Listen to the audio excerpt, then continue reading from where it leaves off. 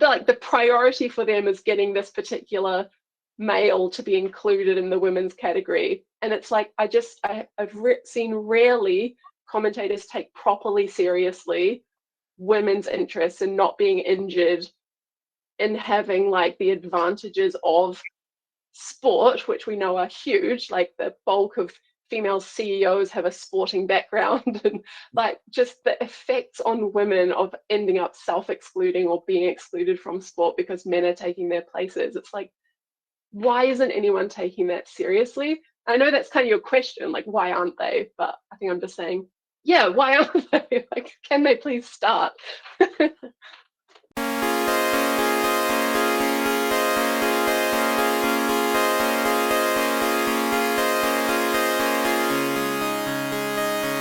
The pushback against transgender representation in sports has claimed a big win, with the International Swimming Federation and the International Rugby League barring transgender competitors. What does this mean for the future of sport? To discuss this entirely non-controversial topic, we're interviewing Professor Holly Lawford-Smith, author of the book Gender Critical Feminism and Associate Professor in Political Philosophy from the University of Melbourne. Professor Holly, welcome. Hi, thanks for having me. If you in the audience have any questions, feel free to post them in the comments section, and we'll try to get to as many of them as we can throughout the hour. Firstly, what do we know about these new rules set by FINA and the International Rugby League? So the FINA decision is excluding basically all, but there's like a little technicality. So all male people from the women's swimming competition, and that's relevant because for the last, actually I don't know how long, I guess probably since the IOC guidelines, but maybe earlier, because of the previous requirement about that was set in terms of testosterone levels alone, there had been some male people who were eligible to compete in the women's competition. And this had kind of become a matter of considerable public interest, with one particular American swimmer who was sort of very evidently male-bodied. And so I think this probably brought the issue to greater public attention, although FINA have been saying in their various press commentary that they've been working on this basically since the IOC guidelines came out. So the upshot is that males, but the people contesting the category are trans women, right? So male people who identify as women are excluded from competing in the women's category. And there's a little technicality we can get into if you want to. And then the rugby, now I confused the two because World Rugby already made this decision last year, and I think it's now the International Rugby League who have followed FINA's decision. And they say they're going to do a full investigation and report as well. But in the meantime, they're suspending male competition in the female category until they come to that report. And I think given what we know from what World Rugby decided about male players posing substantial injury to female players, they're likely to come to the same or similar decision that FINA did and exclude males from the female category. This technicality, are you talking about the open category? No, I was actually talking about children under 12. Okay, right. Yeah, so there's been some commentary about this, and especially sort of on social media, because some people are sort of saying it will encourage child transition. So the exception is that a male person, basically the gloss is a male person who has not yet been through male puberty is still eligible to compete. And I think they put that in terms of either an age or the Tanner puberty stage. So there's 5 stages, and I think they put it in terms of stage 2. And the justification for that is scientific. It's that male puberty gives this huge burst of testosterone, and that builds all sorts of physiological differences that then create the sporting disadvantage. So their reasoning is sound. It's that if a male person hasn't gone through male puberty, then those things haven't been built as advantages or legacies in their body. And so they are sort of on a fair playing field with women. And then the sort of the social media fuss, of course, is like, oh, well, now because trans women will want to compete against women, then we're incentivizing child transition by having these rules. But of course, that's not the case, right? The sport is just making a rule about what fair competition consists in and how to kind of maintain its goals of not excluding female athletes from fair competition in sport. And it's a whole other institutional question, right? It's for the medical profession and for state regulation, whether we want to allow or encourage child transition. And I would think we don't, but that's on the state and the regulatory bodies to control that. That's not on FINA to come out with a decision about child transition. So that's the technicality that I meant. And on that, you're saying that because post-puberty, that is that testosterone that's built in. So regardless if someone does transition later on in their life, there is still that in terms of their bone density, in terms of their breathing capabilities, their heart, their lungs. There is this idea that you could potentially do what they do in the Paralympics, where there's a grading system on the level of your testosterone or your body abilities. Do you think that is something that could be applicable, or is it just making something more confusing than what it already is? How can we even potentially have enough people to compete in a certain sport if we do that grading? Yeah, I mean, I've seen this solution mooted, and I think it's interesting in the sense theoretically, right? Like we have this question of how do we solve this problem of making sport maximally fair and safe and inclusive. And so some people have put forward this idea that, yeah, we could follow the lead of a sport like boxing and try to work out tiers of fair competition. And then we really take a lot of different features into account and in the creation of these tiers. I mean, I guess maybe there are some sports where there's not so much of a dramatic difference between male and female competition, because we do know that like it's not every sport. I think equestrian was one example where the differences are negligible, and I'm sure there are other examples.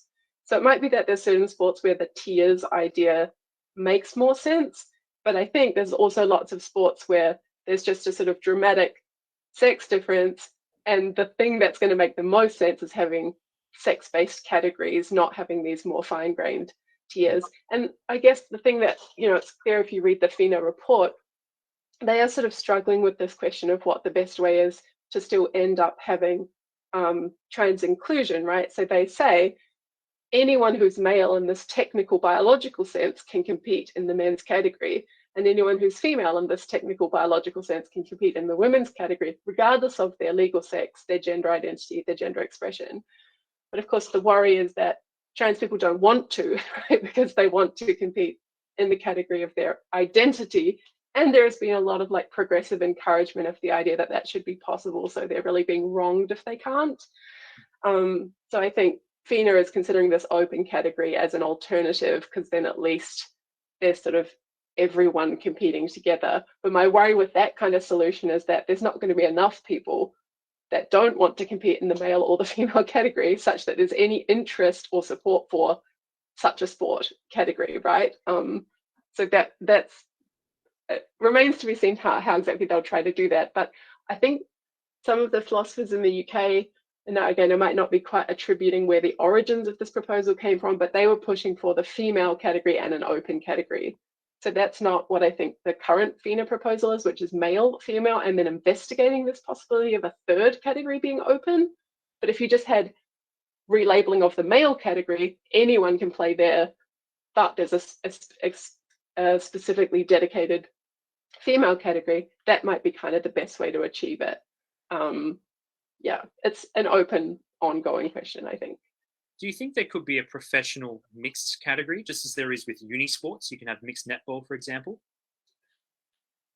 I mean, again, it's just going to depend on the sport, right? Because if you pick a sport where the strength and speed or stamina differences between the sexes matter, I don't know how you're going to equalize fair competition. I mean, and then, yeah, I wonder what the incentive is. It like it's mixed, but you have to have a quota of half of each sex, because otherwise each team's going to be slightly incentive to crowd out the females so that they get an advantage over the other teams because the men are stronger. Or maybe if you had quotas, you could do it, but if you didn't, I think you'd just see an edging out of women from sport. And that's what lots of feminists have been worried about in commenting on trans women's inclusion in women's sport, is that eventually these are just going to be men's sports called women's sport. It's like really not what the last decades of activism trying to get women all the advantages of being involved in sport have been working for. do you think sometimes sporting bodies are a little bit slow when it comes to, when there's either, say, new technology? You get the super suits in swimming about 10 years back, and they were allowed for a particular sort of large competition, and world records broke like mad, and commentators were saying, you've got a generation of world records broken due to a single piece of technology that they weren't able to ban in time. Do you think? Yeah. Do you think perhaps sporting bodies have a greater responsibility to play in this? Yeah, that's an interesting question. I saw this in the documentary on, is it Katherine Freeman, when they had those running suits, the aerodynamic running suits. I was quite surprised. And I was like, how many microseconds or whatever of your time you can shave off by wearing this particular outfit? So yeah, I mean, I think that's a fair observation, right? That the policy is slower than technology, and so there's always going to be these gaps. And I think that is what we've seen with trans women athletes in the last kind of couple of years. It's that there was this gap, and maybe I think we could have seen it coming, because it's not like this is a mysterious third category of people that just emerged, right? There's two sexes, and we know which category these people are coming out of. So it's not like a new technology in the sense of those suits.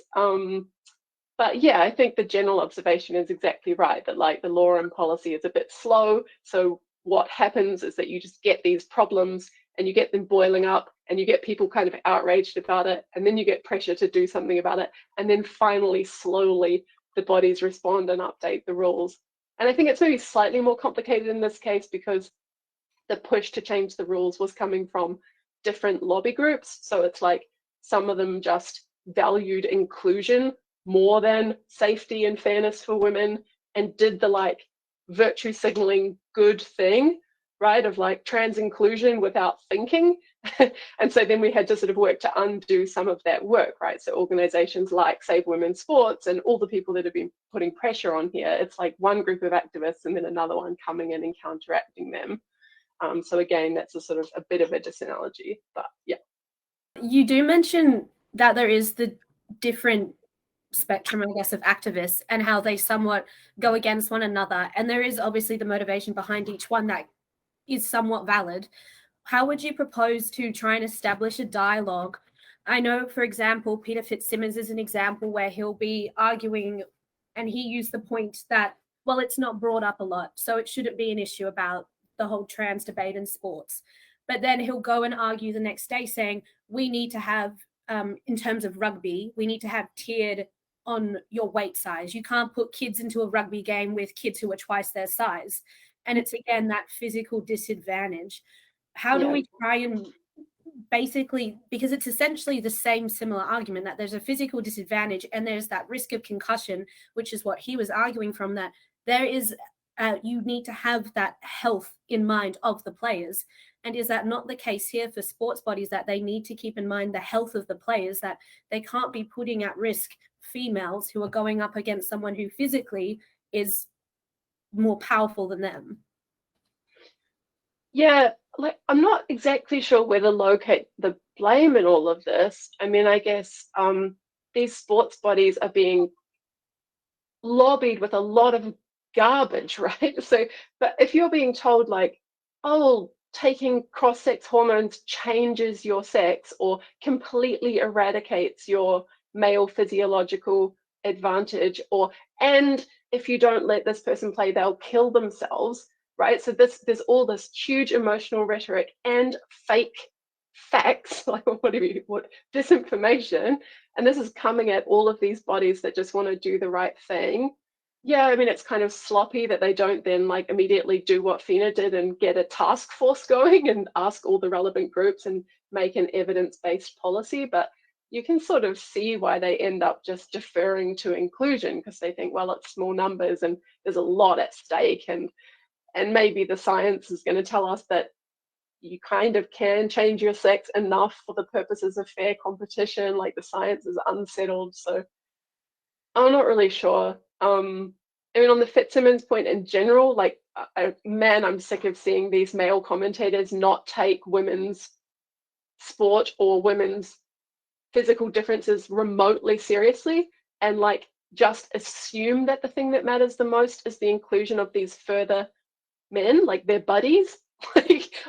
Like the priority for them is getting this particular male to be included in the women's category. And it's like, I've seen rarely commentators take properly seriously women's interests and not being injured in having like the advantages of sport, which we know are huge. Like the bulk of female CEOs have a sporting background, and like just the effects on women of ending up self-excluding or being excluded from sport because men are taking their places. It's like, why isn't anyone taking that seriously? I know that's kind of your question, like, why aren't they? But I think I'm just saying, yeah, why aren't they? Like, can they please start?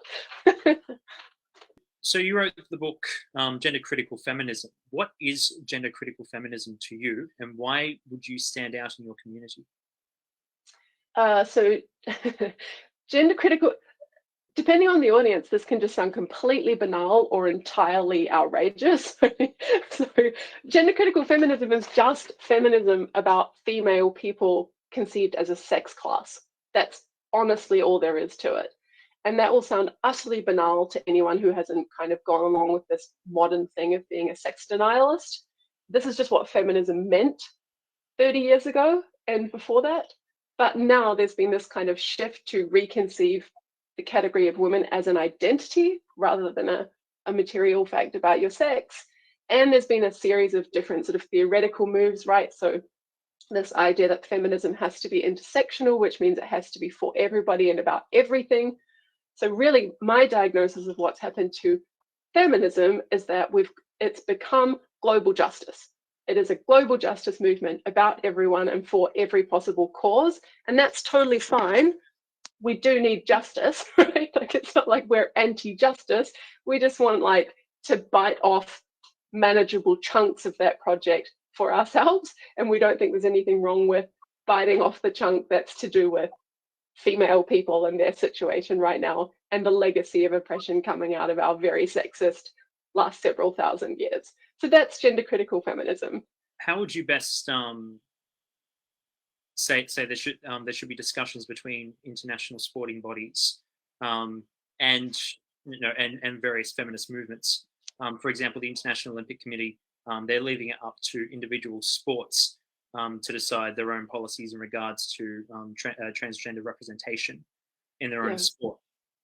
You know, I actually would maybe say that there shouldn't, and that might sound a bit heretical, but there's been such an ideological takeover of feminism that's going to need such a huge effort in turning things around. Like, gender critical feminism is new, and it is small, and it is massively vilified.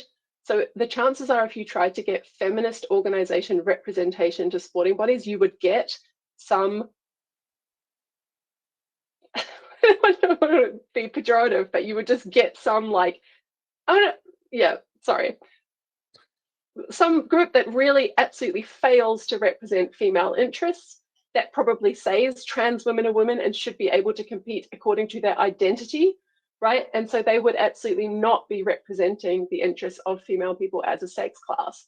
So I think actually the better thing to do would be to just encourage the kind of approach that FINA took, right? Which didn't involve talking to any women's organizations or feminists specifically. They talked to athletes, they talked to scientists, right, that knew something about the physiology of sport and endocrinology, and they talked to human rights and law experts. And I think when you talk to those kinds of groups about what's actually like, what are you trying to achieve in sport? How have women been excluded from sport in the past, which the human rights and law people will know? And you talk to the scientists about what male puberty does to the male body and what the average differences are between male and female bodies, you're not going to end up with sex denialism or inclusion as the paramount value over everything else, right? So I sort of think, yeah, actually, it's not that women's organizations need a voice. Almost the problem would be giving them a voice because of their sort of ideological capture at the moment. So it might sound like a bit of an anti-feminist thing to say, but it's feminist from a position of having a like specific diagnosis of what's happened to mainstream feminism at the moment, and just thinking like it's mostly not actually representing women's interests anymore. Is half the reason for that because feminism is often now anti-essentialist? That's some of the there's a lot of reasons, and I think I've been thinking about this for 4 years, and I'm still, I think, not fully across what all the reasons are. Like, in my view, there's this kind of sensible form of sex-based feminism, like in the 60s, 70s, early 80s, and then there's just this like so many different things happened, and that takes a lot of unpacking to figure out. But certainly there is this real, I'm teaching a course in feminism at the moment, and I'm like describing anti-essentialism as one of the mainstream orthodoxies, so mainstream feminist orthodoxies. So I think that's certainly part of the explanation, that you're told you're supposed to not be an essentialist, and that means not having a conception of women or of feminism that has any kind of necessary property to it. And so, of course, the gender critical feminists look very like they're the baddies, right? Because they do have an essential property, and that property is femaleness, sex understood as femaleness. And they can tell you exactly what that means, like in the most scientific terms. So I think that the backlash, that's part of it, that like, oh, you've got one of the baddie views that you're not supposed to have. But then again, like philosophically, once you start pushing on that, it's like, these are not people who think you can't have definitions of things, right? And definitions of things very often have an essential property. So it's more that like, it's not so much the philosophical backbone of that claim. It's just that they think trans women are women, right? Or they want to have these particular males included in this category because they think that's the right thing to do, or it minimizes harm or whatever. So the cart is dragging the horse or whatever. Like, it's just like it's all being done in the wrong direction. That's not the metaphor, I know, but I can't think of what it is.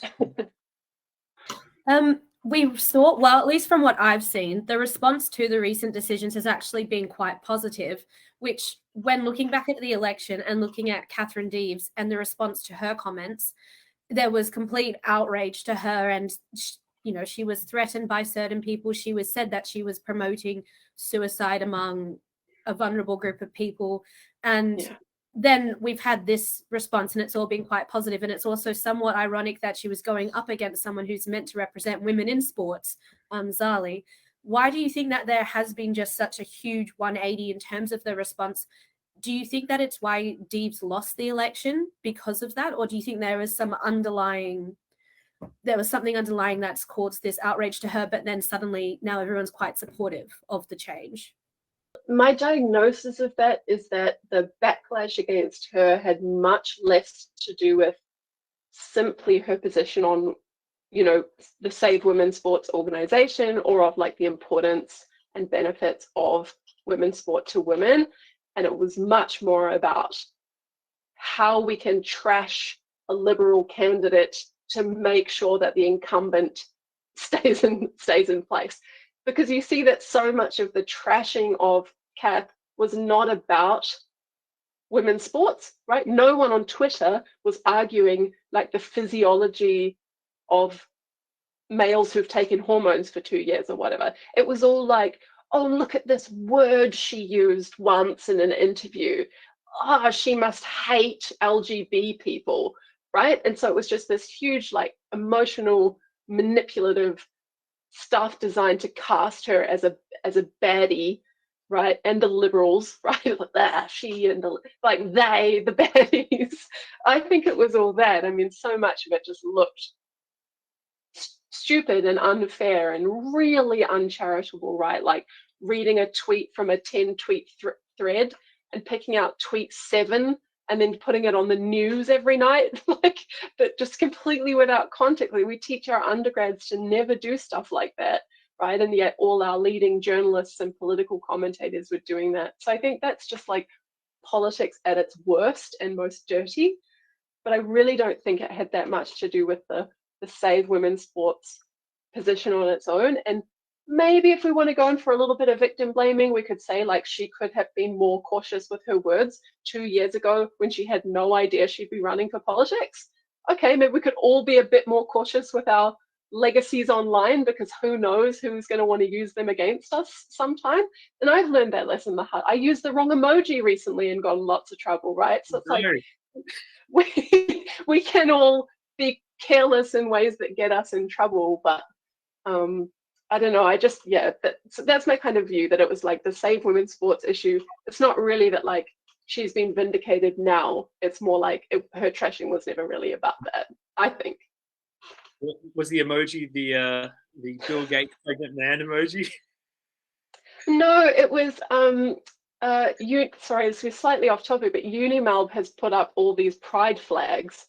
So they put up on Trans Day of Visibility, they put up trans flags, and then on what was the next day, Ida Hobbit or something, they changed it to the ugly pride flag with all the mashup colors, and then they hung a big. So it was when they first put the trans flags, I put something, because I hate this ideological, like political stuff by the institution that's supposed to be impartial and welcoming people from across the political spectrum. So I put something like, every entrance to UniMelb today, vomit emoji. And then of course it was like, oh, Holly thinks trans people are disgusting, right? So that was because it's a disgust emoji, and I was disgust at the institution. But of course people can take that out of context and say, oh, she hates trans people, she hates the LGB. I'm a lesbian, by the way, but apparently I hate the LGB because of this. So I'm just saying that's the kind of thing they did to Kath, right? It was like, oh, she used the word mutilate, or she talked about those times in history where you learn that you have to stand up. Oh, she thinks it's the same as the Nazis or whatever. So it's just yeah, dirty politics. I mean, I don't know what else to call it. There are obviously a lot of people who aren't as involved within this idea of sports, and I don't particularly look into the potential impacts further down the line on women. How would you go about people who just naturally have, that natural sympathy that, well, if someone wants to transition as an adult, so be it, let them do what they want to do. What would you say, though, is the potential impacts further down the line if there weren't people like yourself who step in and say, well, we have, as a feminist, this is what the impact will be for women further down, and this is why we do need to address this, and not, how is it a situation, because it's quite prickly to get around for the ordinary person who doesn't really have an in-depth understanding or doesn't look at it as in-depth, rather than they just look at it at face value.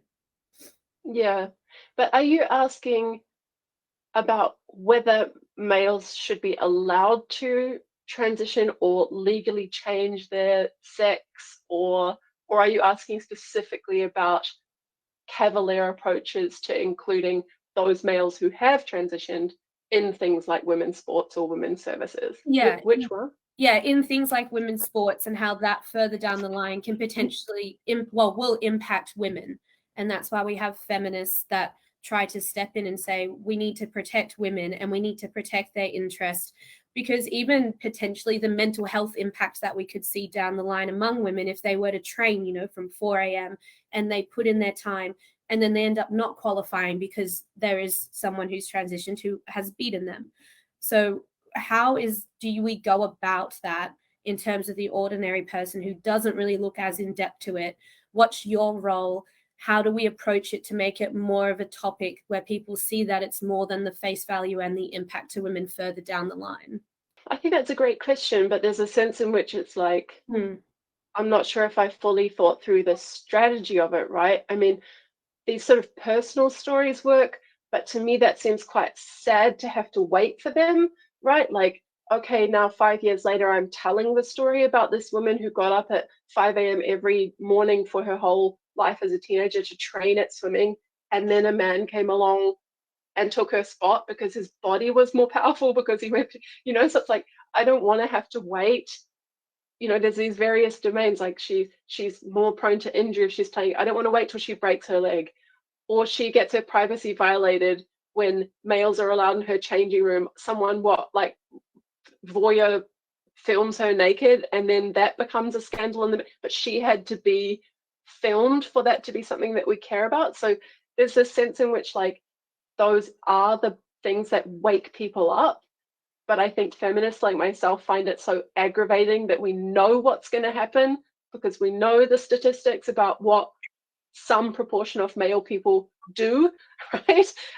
And we're screaming about it now. So we don't want to wait for that stuff to happen to women and then to tell the story. And then 10 years later, like you said, Andrew, there's a delay, right? And so then 10 years later, the institutions and the law start catching up, because that's so many women sacrificed in the meantime. So I don't know, it's like, how do we shed light on it now? We're trying to have discussions and write op-eds and be in debates and yell in every forum possible, but it's very challenging at the moment because people just think there's all this, you're anti-trans, or you don't want Hannah Mountsie to compete as a woman, or you deny his womanhood, or you think his identity doesn't matter, like somehow identity is this thing we're supposed to think is sacred, with no argument. So yeah, I don't know. I think everyone women I know have this question, right? What do we do? Like, take to the streets and do publicity stunts and show up at the swimming matches with our placards and just yell until people listen. I mean, yeah, I guess that's the challenge for every activist movement, right? I remember in my undergrad, I had a textbook, a critical theory textbook that said politics is pervasive. Do you believe, especially in today's sort of political climate, that essentially a non-political body will inevitably get politically involved? I'm just sort of thinking recently in regards to incidents with figure skating at the Winter Olympics, as well as in rhythmic gymnastics, with the banning of Russian athletes. I suppose that would be across every sport. Do you think, as with what you got in trouble for, they will inevitably, become political? So they banned Russian athletes because of Ukraine? Yes. Oh, wow, I hadn't heard about that. Yeah, so you mean the politicization of everything? Yes. Yeah, man, I hope not. It does sort of seem like it's going that way, right? That I guess it started off with corporates because they could make money that way, and you can sort of understand that. Yeah, M&Ms stand for pride or whatever, because it's like that's fashionable, or that's going to give you the biggest market and make a profit. You can sort of understand that, but there are these institutions that are so important and play such an important role in democracy, like the university, and like the government institutions themselves, that you would think that they would have the good sense to remain impartial. And yet, you see, so I don't know if either of you listened to the Stephen Nolan's podcast on Stonewall in the UK, but that really sort of blew the whistle on how all these government organizations, public institutions were signed up to this lobby group that was then getting them to pay the lobby group for training to bring in gender identity ideology into all these organizations. And then it was causing all these huge problems, like compromising data collection because they'd introduced Stonewall's definitions of man or woman or whatever. And that's happening here. So we have a corresponding organization. We have this corresponding Australian Workplace Equality Index training, and we have government and university organizations signed up to score points and get silver badge accreditation from those schemes, and they're ideological, they're highly politicized. So I think it is happening. I can't see any reason why it wouldn't happen in sporting bodies if it's happening in universities and government departments. And again, I think maybe this is one of those things, like the pragmatists would just say, yeah, the problems are going to boil to the surface until there's just sewage in the streets, metaphorically, right? And then we all see we've got a problem that we have to deal with. And so there's a pushback. And so suddenly there's a social movement for the depoliticization of institutions. And then we get back to the politically impartial university and the politically impartial sporting body and government department. And man, I hope that happens sooner rather than later. But there might be a lot of people getting fired and censured and cancelled along the way. And again, that's sad, being in this position and knowing that that's probably going to happen and just having to watch it play out. I mean, it's in line with what you were saying before, that something controversial has to happen, or something huge has to happen where someone's personally impacted before people realize that we need to depoliticize. We need to look at this from just a viewpoint that is not so manipulated or biased, or bringing this whole culture where you completely shut down someone if they don't agree with what you're challenging. And we do need that challenging, which I'm sure is what you do every day, is you try and teach that critical thought, you teach that ability to be able to question the status quo and make those judgments, and it's definitely very necessary. Do you think do you find that you receive backlash when you come and you question certain things, or you question the new age feminism? Do you find students are becoming more receptive, or is there somewhat of a hesitancy growing?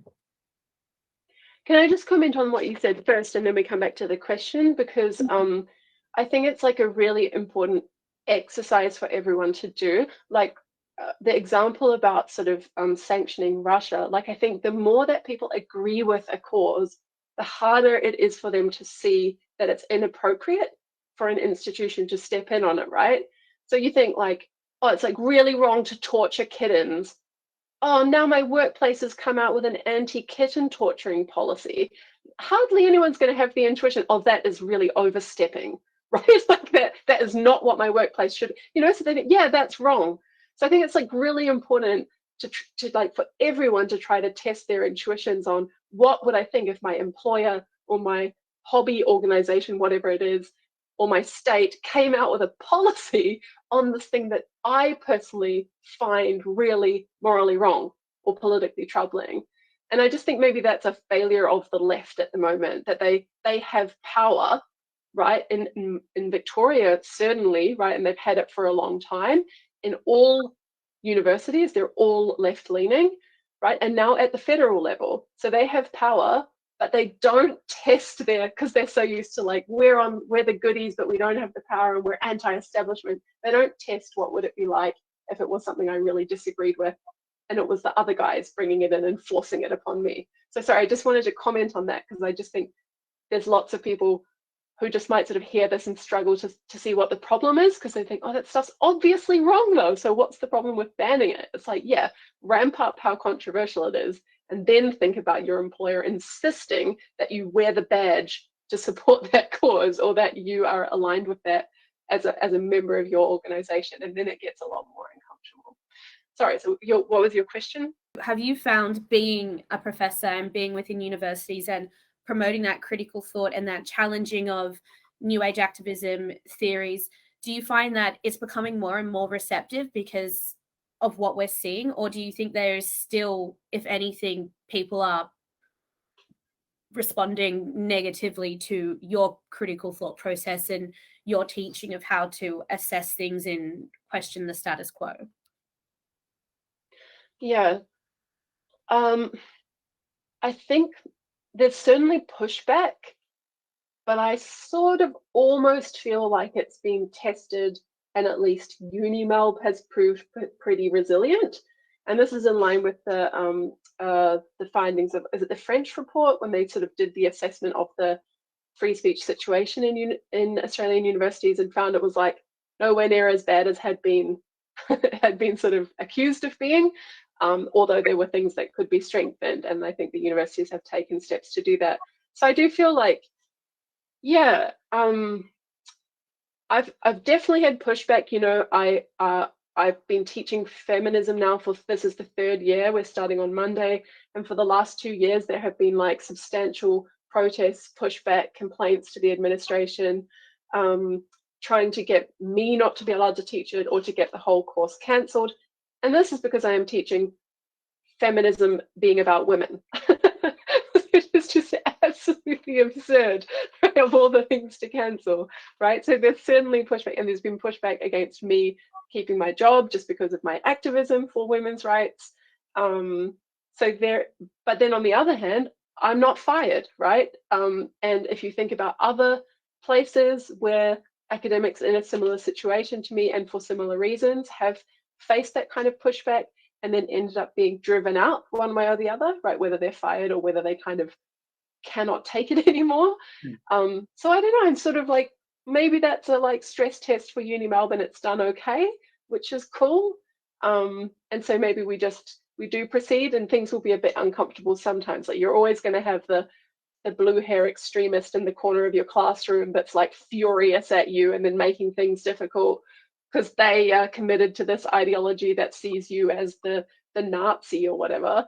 But at the same time, if you can get that person to be there being angry and like try to start a dialogue, that's also kind of a victory. I mean, more normally they just withdraw, but I think the classes are, I don't know, maybe I'm repelling the people who feel the strongest and then everyone else is still in. But so far I've managed to have like very constructive, interesting discussions on controversial topics, and it seems to be going okay. So I'm like kind of quietly optimistic for now.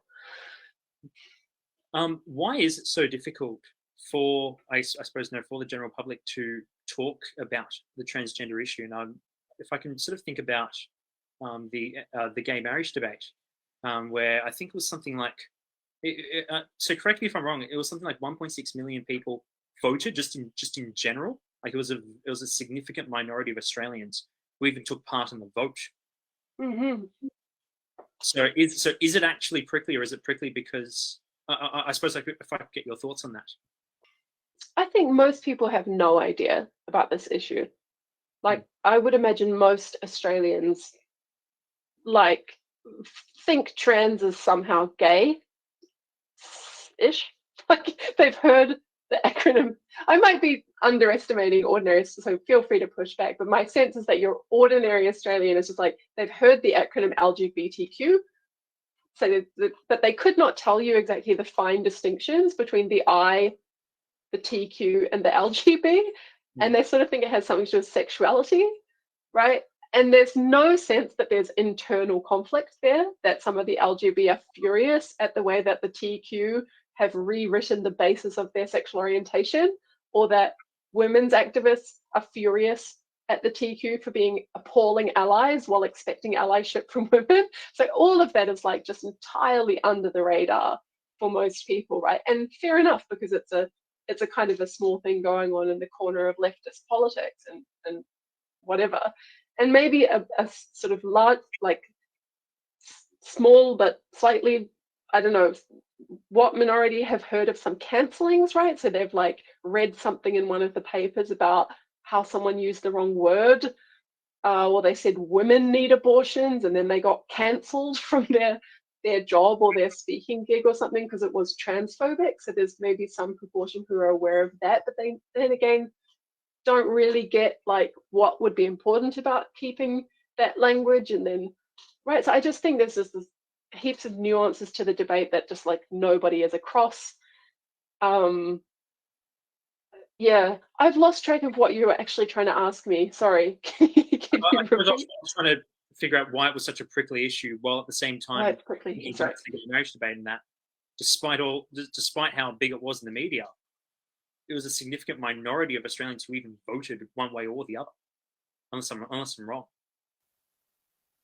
Yeah, but you mean why is the trans issue so prickly now, but what's the connection to the gay marriage, or what? I suppose the connection was, is it actually as prickly an issue as if it's something that's on everyone's mind, and you mentioned well, they may have a general conception of what the topic is, but can't work out the nuances, don't have the language, and perhaps don't have the public debate that would even give that to the public for them to make their own decision about.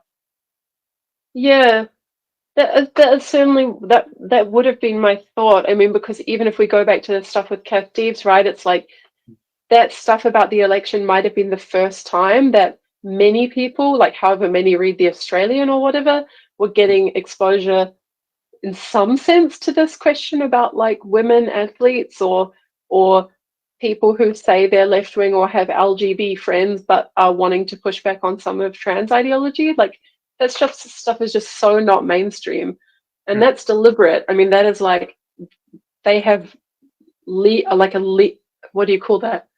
Like a law firm did their strategy, and the law firm's strategy for trans activism is to keep it under the radar and out of the media.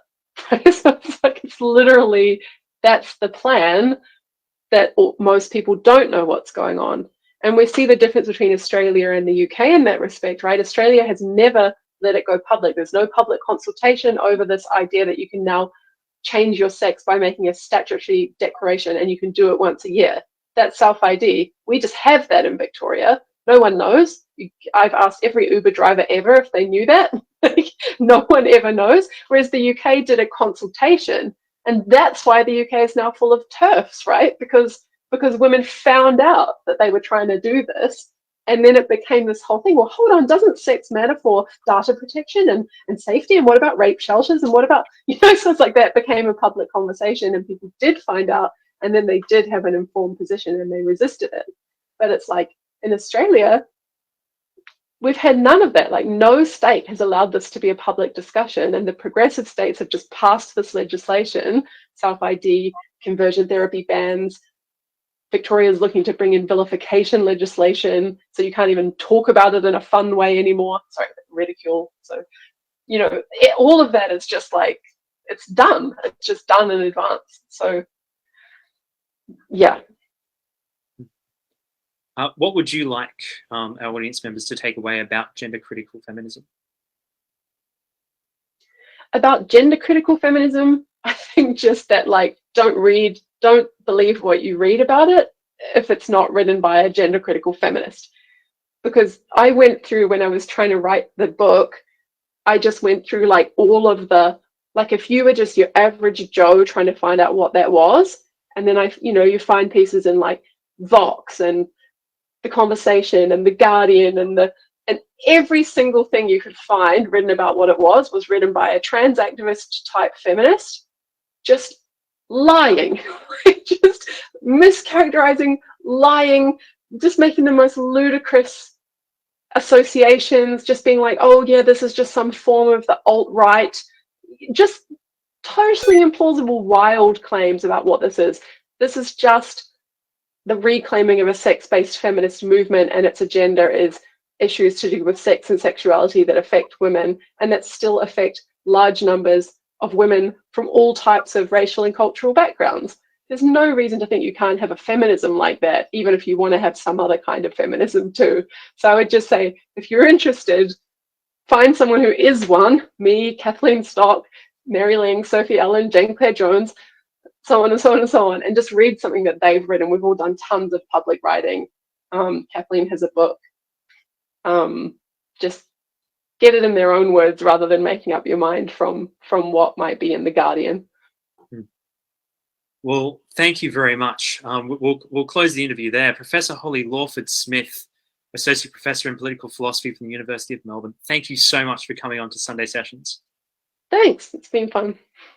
It's been a fantastic interview. So this has been a Macquarie University Liberal Club production. My name is Andrew Cremen, and I've been joined by Isabella Anderson. We will see you next week. Go up.